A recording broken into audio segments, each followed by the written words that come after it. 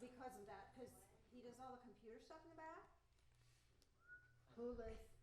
So we're just gonna wing it today, if that's all right with you. Did anybody have any funny stories for this week? Anything funny happen? What? Because there's no joke. So if you had something funny, I had something funny happen this week. So let me share my funny, and then maybe you'll think of something funny. So had a birthday lunch with a friend. She gave me this little calendar thing, which is an eternal calendar. So it has a pretty graphic, and then it says the date, but it doesn't give you the year, and it doesn't give you the day. It's just, here's the date. September 8th is my birthday, so that was the day. And so you can just keep using it over and over and over and over and over. So she gave me this calendar, and I thought, oh, this is so lovely. And so I opened it up, and I go, let me go to my birthday, and turn it open, and then she had written a little note. She said, oh, I thought you were going to go to today and not your birthday and then be there for next year. I said, honey, it's really hard to surprise a psychic. She says, oh, I love it. But she was a little disappointed, and then it was like, oh. Anyway, and then I wanted to tell her that, Phil has to think pink elephants at Christmas time. Because if he thinks about what he's going to get me, then I always know. It's crazy stuff. Did we have a funny thing happen this week? You had a funny thing happen this week. Well, it's not funny, but it's interesting. Might be funny. And it didn't happen. We might laugh. I was at a, Even short. at the Rite Aid over by 395. This was a couple years ago, actually. And as I was walking towards the store, this very large black man, I mean, intimidating large, was making a beeline towards me. And I was like, oh boy. And he came up and he had an oil can, a can of oil. It was empty. And he stuttered so bad, it was really hard to understand him. But he came up and he says, excuse me. I was like, okay, now I'm gonna have to pay attention. And he wanted money for gas, and I was like, yeah, right, okay. But there was something about him that seemed so, it hurt me. It hurt me to see somebody so poor. That kind of poor hurts. And I normally don't give to street people, but this person, money was just flying out of my pocket. I gave him $20, and I said, I don't care what you do with this money, but I want you to promise me one thing. There's a Goodwill over there, right across the street. I want you to promise me that you'll at least buy yourself a jacket. And if you can do that, then here's the money. And so he's thanking me, and I was like, oh God. So I pull out another 20, and I said, now, I don't care what you do with this 20, but at least promise me that you'll go and get something to eat. And he goes, he's thanking me, and he's crying, and then he gives me this big hug. And it just felt so good. Well, as I released him, there was this African-American woman standing in Rite Aid, like this. And she's just giving me the evil eye, and I'm like, oh my God, she's gonna lecture me. I know she's gonna lecture me. Crap. But I gotta go to Rite Aid to pick up medication for my wife. So as I walk in, she says, she said, you're not helping him. I said, well, maybe not. She says, what he needs is God. I said, you're right. I agree with you wholeheartedly. I'm not going to deny that. But a Bible's not going to feed him. And so she says, but he needs the word of, I said, he needs God. I'm not disagreeing with you. He needs love. He needs empathy. He needs compassion. He needs a lot of good things, which is why he came to me instead of you. And I said, end of discussion. Yes, good for you. You want to do that one? So this is a message from the ancient ones. It's Well, do the calendar, the clipboard first. Yeah, do that first. Oh, I have 3 of them here to send around. Okay, so the first one is the repair work and the painting of the church. I'm going to, Ginny, I've already asked her about whether or not Jimmy can step in. Roy is not going to be able to get time off from work. He's trying. So we're going to have a date set. We just haven't had it set yet, but we are sending this around. We would like to know any interested parties that can do any kind of work. If you have a craft that you do, woodworking or anything like that, please sign up. We are going to need all the help we can get. So I'm going to start that around over here. I'll step in for Roy. I know how to boss around. That's probably all it takes, because he's going to make a list for us. Sorry, let me turn mine off. Okay, the next thing is for our potluck. So next Sunday, the 22nd, do not arrive here for church. Arrive down at the Columbia Point Park, where we've held it every year for how many years now? Same pavilion. And we're going to have hamburgers and hot dogs. We found out that a cook from the Sageport is going to cook for us. Is that what I understand from Phil? Oh, wow. So we're going to supply the meats, the buns, the condiments, all of the things you need to eat on, that kind of thing. But we need side dishes and desserts. Side dishes and desserts. Lots of desserts. No. So things like, that can go on the hamburgers and hot dogs, sliced tomatoes, sliced onions, things like that. So anything you can do. Potato salad. Oh yeah. Potato salad. Baked beans. Cake. Dessert. Did I mention? Yes. Qigong, 9:15 at the park. Also, bring your drum. Are we going to do drumming? Bring your drum. We'll figure something out. Okay. And the other thing, one more thing.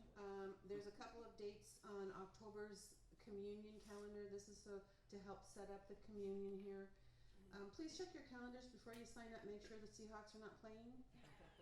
That's what happened to our today's person. The Seahawks are playing. She forgot. So anyway. It always gets done, but please, if you can, take up those 2 dates. Okay. No? Let me know. Yes, go ahead. Okay. Okay, so from the ancient ones, the power of serenity. Serenity powerfully supports your journey. Serenity is not the absence of distressing feelings, but rather the peace that transcends them. This peace exists within the state of being of enlightenment, awareness, and/or awakening.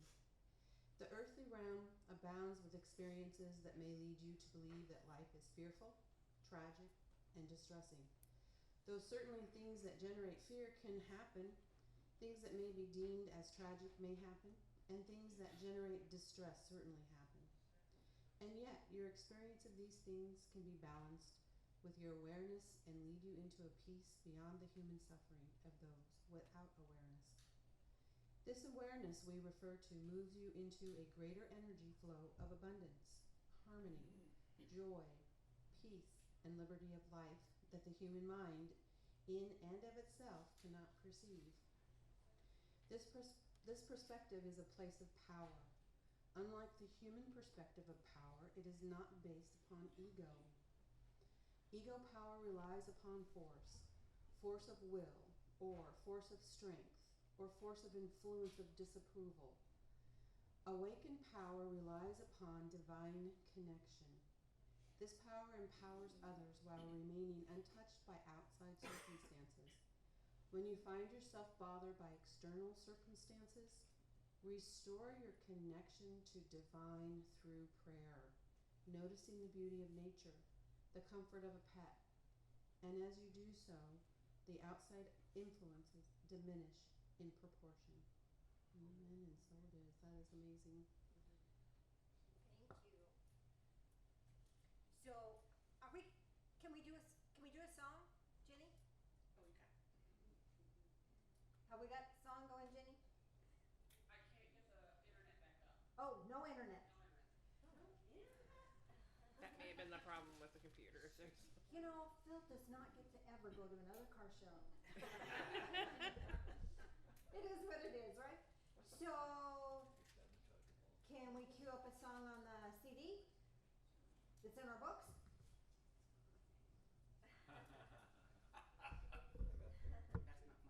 Harold has our prayer.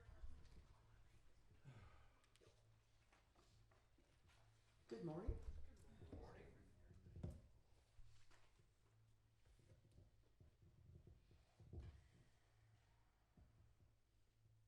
Walk with me, loving spirit of light. Help me see your presence in my life. Help me see your divine guidance through this day. Walk with me as the day unfolds, and bless me when I lie down to rest. Help me to recognize when you speak to me through the voice of friends. Help me to see you manifested in my own words to others. May I be a blessing to others as you are a blessing to my soul. Help me see your love. Help me walk in your love. Help me know I am love. And so it is. I am grateful that your love blesses me. Turn that off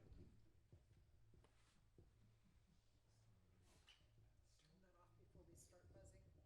Thank you.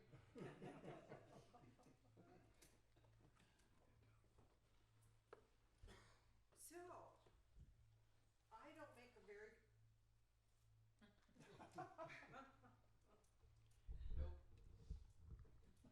So I don't make a very good Phil, and Phil doesn't make a very good Janice, but that's way okay.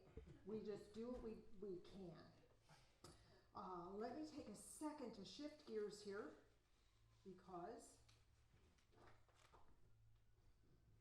it takes a different part of the brain to do technical, physical stuff, and it takes a different part of the brain to tune in spiritually, which is perfect for our discussion this morning, because I want to chat with you about connecting in. And I think sometimes we feel that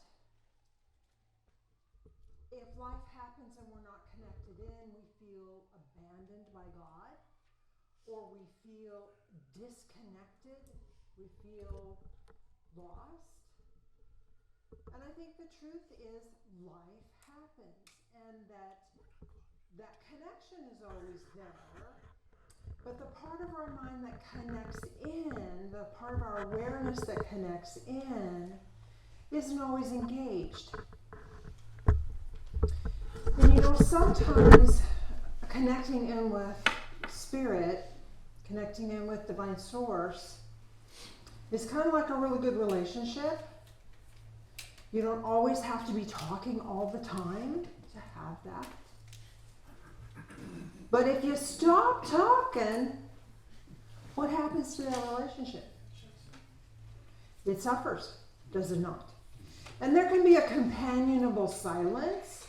Who can be looking at car videos in his chair on his tablet, and I can be reading or playing a video game on my tablet, and there's a companionable silence, and we still have a sense of a connection. But when we stop talking, there becomes this distance or this gap or this space that isn't running in a harmonic anymore. When you're connected into spirit, there's a harmonic that we resonate with. When we're connected into earth, physical plane, it has a harmonic we get connected in with. Now here's the thing, we have to. When you're driving, you don't want to be zoned out on God. Really, right? You can have a sense of the presence of God, and oh my Lord, it's wonderful to have that because there's a lot of crazy drivers out there.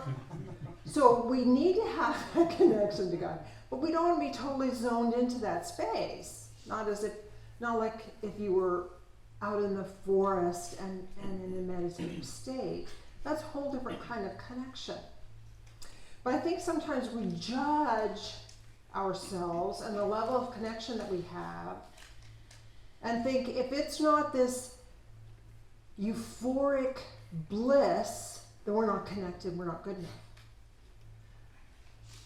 Or am I the only one that finds ways to beat myself up about not being perfect?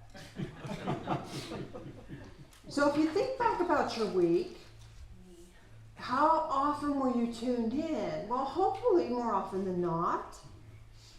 And if not, then something was in your way, something was taking your attention. Because our attention goes where it's necessary in the moment. If we give ourselves permission to worry, then our attention is going to go there. A worry is prayer in reverse. Oh, what if this happens? What if it doesn't? If it doesn't, and I've spent hours worrying about it, wasted time, wasted space. So what's the connection here that we're looking for? Is this give and flow? It's not all bliss, all tuned in, ramped up all the time. And yet, being tuned in, we're always getting messages. We're always getting insights. We're always getting directives if we're tuned in. So there's different levels of tuning in, and tuning in the radio station, tuning in our high vibrations, tuning into the harmonics of what we're about. So the harmonic I want us to look at today is a different harmonic than the day-to-day harmonic. But first I want us to talk about the day-to-day harmonic, because we need that. That's really, really important. So the day-to-day harmonic is simply this. Ready for this? I am. When you are aware of the fact that you exist, you're tuned in. So just say it with me. I am. Did you feel that? Yeah. That's all it takes. I am. Did you know it was so simple? Oh, right? Because what happens here is when we're worrying, we're not I am. When we're stressed about something, we're not I am. When we're frantic about something, we're not I am. When we're angry about something, we're not I am. Now let me say this about anger. Anger is this beautiful emotion that allows us to notice when we're not I am. Don't you love it? Now take that. See, and then how long we stay there is choice. Well, okay, I'm not I am when I'm like that. But what that's doing is saying there is something that is not in harmonics, is not resonating in the harmonics for I am right now. And so we can take a look at that and do what we can to shift ourselves. And we can't change somebody else. We can't change circumstances necessarily. Sorry. Let's do this differently. Still. So we can't change what's out there, but we can change what's in here and allow that to fall back into that harmonic of I am. So what are some things that happened this week for you? For things that happened for me? Man, it took me out of I am so fast. Our poor little Molly dog, she's this big, white, hairy, fuzzy thing that she's 13. And sweet dog, kind of dork. Hairy. Did I mention she was hairy? Hairy dog. I don't own very many black pieces of clothing just because she leaves tufts of fur. Anyway, we had this wonderful little walk. We went for the walk, and she was playful, and she had an accident. And that was like her 4th accident. So we took her to the vet, went to the emergency vet, and we didn't know what was going to happen, so it was really hard to just sit there for waiting for her to get in to be seen. And the doctor, a wonderful doctor, put her on a different medication. So she's already better, no more accidents. Apparently her arthritis was worsening, but we really thought we were having to put her down. We thought that was our last day with her. So it was hard. And I wasn't I am. I was I am during the waiting. And then when it was over, then it was like, oh my gosh. And then I was just wiped out and I lost my I am. But it didn't take long to find it again. I had to do some processing through that. So what's, other than saying I am, the process for me was noticing my world. Dog is okay, house is clean, I am. I am okay. I had to add the okay to it. I am wasn't enough at that point because I wasn't feeling okay. But noticing the world around me brought me back into I am. Had this amazing video I was going to share with you today about the loveliness of nebulas. Because sometimes viewing nature helps us get back into I am. Sometimes listening to some really good music gets us back into I am. And why is that? Because we're paying attention. We're not just in autopilot, we're not just doing life, we are aware. And when we're aware, we're in that I am state, and when we're in that I am state, we're connected. And that I am state doesn't take us out of the world, but rather allows us to be in the world but not of the world, allows us to be in the world but not disrupted by the world. Because let's face it, the world has some really icky things going on. But it has some really marvelous, wonderful things. But what does the brain want to do? The brain wants to worry about all the marvelous, wonderful, horrible, terrible things, right?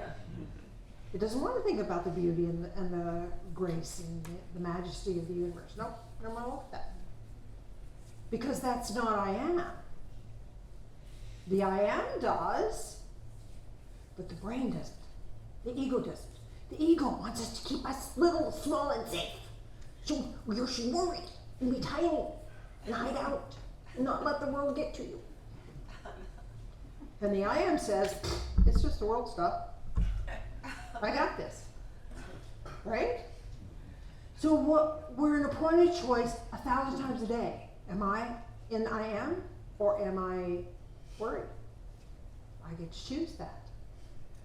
Now there's a whole nother, okay, that's the day-to-day I am stuff. Okay, we like that so far? Isn't that fun? How many people are going to do I am about 50,000 times today? Yeah. Good job. So the second state, or this other state, there's probably a million states, but another state I want to talk to you about is this higher connectedness. And this higher level of connectedness takes this being aware and amplifies it. Not just to the place of, oh, bliss, everything's wonderful, but into a place where you are empowered. I am is this very settling, strengthening. But the energy that I'm wanting you to tap into today is this energy that grants you power to move through your life, power to change the world, power to change yourself. That'd be powerful, wouldn't it? That'd be wonderful to have, wouldn't it? Here's the key. I am. It's the same thing? Yep, it's the same thing. Only from a different perspective. Now, I want us to take that same I am, but we're going to look at it from a divine perspective. The I am, the day-to-day I am that connects us in is this awareness. You exist. You're human. You're here. You're a living, breathing being. And there's power in that. There's connectedness in that. It is from that place that then we can access this higher awareness. And this higher awareness is this majestic power. Gosh, I wish I had that video to share with you. Okay, so here's the thing. Can you in your mind's eye, imagine the universe? Now, I'd rather you not imagine the blank, black emptiness of space. Could you imagine the beautiful stars and the nebulas and the amazing features there? Can you imagine that for just a second? Now, can you also imagine? Put that in your mind's eye, in that corner. In this corner, I'd like you to put a majestic mountain with a beautiful lake beneath that. Can you imagine that now? Okay. Now, and over here, I want you to imagine the ocean. Can you imagine the ocean? It could be a sunrise or sunset, but there's light on the water, and the water's lapping up at your feet, and you can hear the sounds. Can you feel that? Can you experience that? Okay. Visualization is not easy for everyone, so if you can't imagine, I would strongly encourage you to go online and find pictures of these things for yourself. Okay. Now, I'd like you to imagine behind you a sacred, safe place, whatever that might look like for you.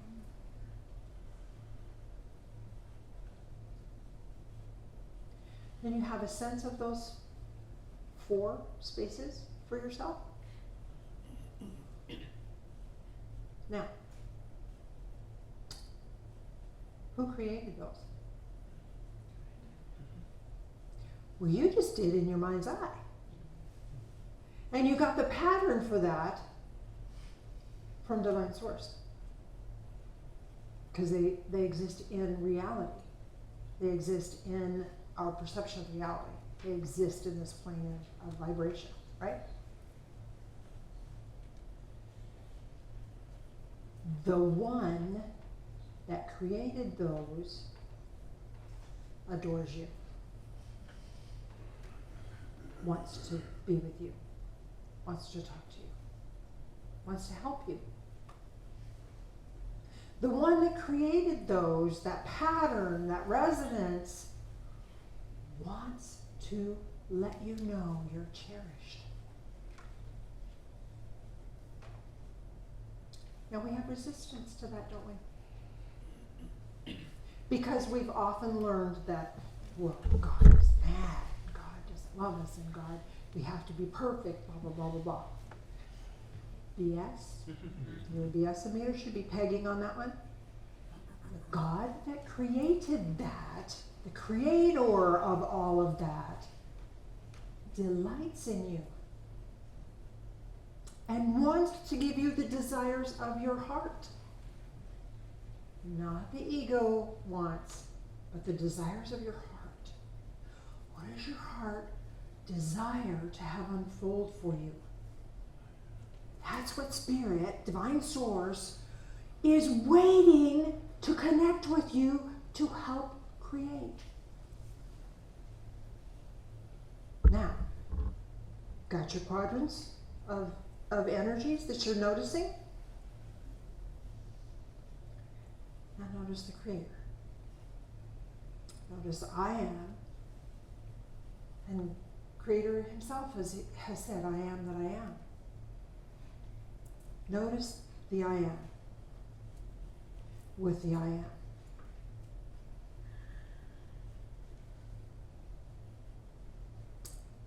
How does that feel? That's a whole nother notch up, isn't it?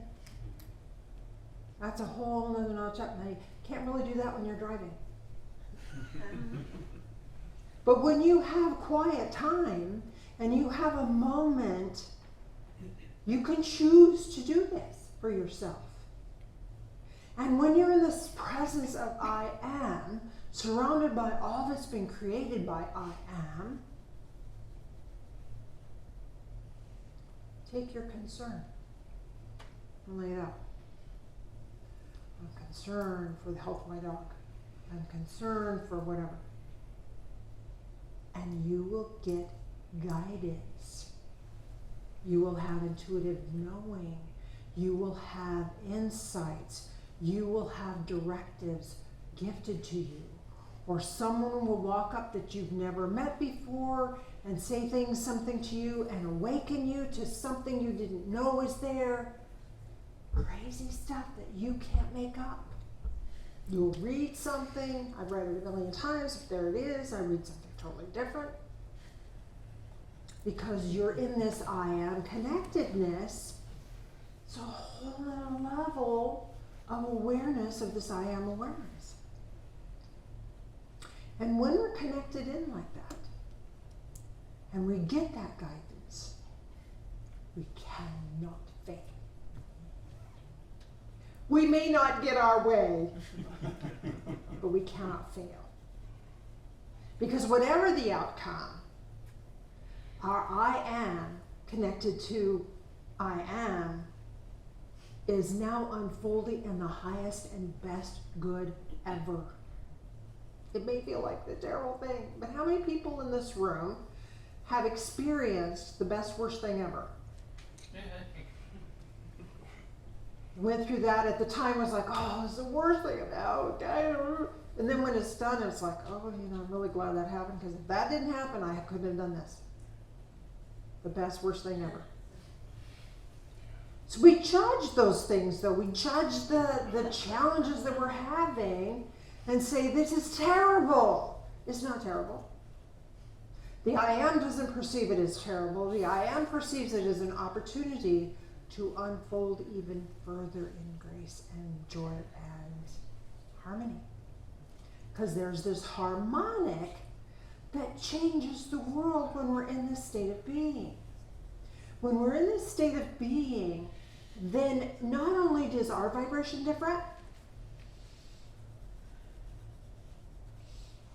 change the world. How many people here have a sense that you came here to change the world, did you not? Oh, there needs to be more hands than that. Yeah, you know you did. You know you did. And this is one way in which you do that, is the I am connects in to I am. And then with that, whatever we choose to do is being expanded by this power and awareness from Creator that grants us the ability to do beyond what we think we can do. Because the thing that we came here to do isn't what we thought we came here to do. It might be something totally different. And the changes that we make are like these ripples